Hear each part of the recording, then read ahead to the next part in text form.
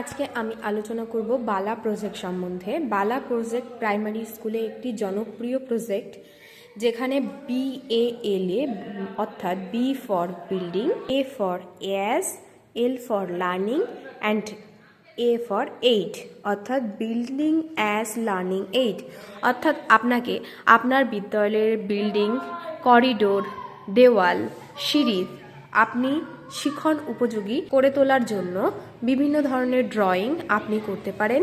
এবার সেক্ষেত্রে আপনি এখানে যেরকম আমাদের 12 মান্থস আছে, এখানে আকার হস্যিকার আছে, এখানে বিভিন্ন সিজন আছে, ওপরে যোগ বিয়োগের ধারণা আছে, এখানে বিভিন্ন কালার আছে, এখানে আমাদের বিভিন্ন বডি পার্টকে নির্দেশ করা হয়েছে।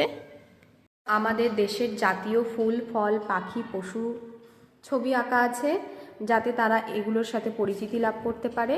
এছাড়া আমাদের স্বরবর্ণ, ব্যঞ্জনবর্ণ আছে, ABCD স্মল লেটার, ক্যাপিটাল লেটারে আছে। এখানে আমাদের সপ্তাহের 7টি বারের নাম আছে, এখানে আমাদের 6টি ঋতুর নাম আছে।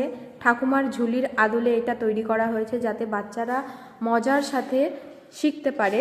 তাছাড়া রয়েছে বিভিন্ন ধরনের সিনারি, যাতে বাচ্চারা প্রকৃতি জগতের সাথেও মেলবন্ধন করতে পারে। আপনাদের বিদ্যালয়ের বিল্ডিংকে সুন্দরভাবে সাজিয়ে তোলার জন্য যে খরচ, আপনি কিন্তু সম্পূর্ণ কম্পোজিট গ্রান্টের টাকা দিয়ে আপনি কিন্তু এটা করতে পারেন। সুতরাং বিল্ডিং অ্যাজ লার্নিং এইড এটা তৈরি করা প্রত্যেকটি বিদ্যালয়ে বিশেষভাবে জরুরি আমাদের বাচ্চাগুলোর জন্য, কারণ আমাদের বাচ্চারা চোখের সামনে যত দেখবে তত তাড়াতাড়ি শিখতে পারবে। বইতেও লেখা থাকে, কিন্তু বইগুলো পড়ে তারা যেদিন পড়বে সেদিন মনে থাকবে, পরে মনে নাও থাকতে পারে।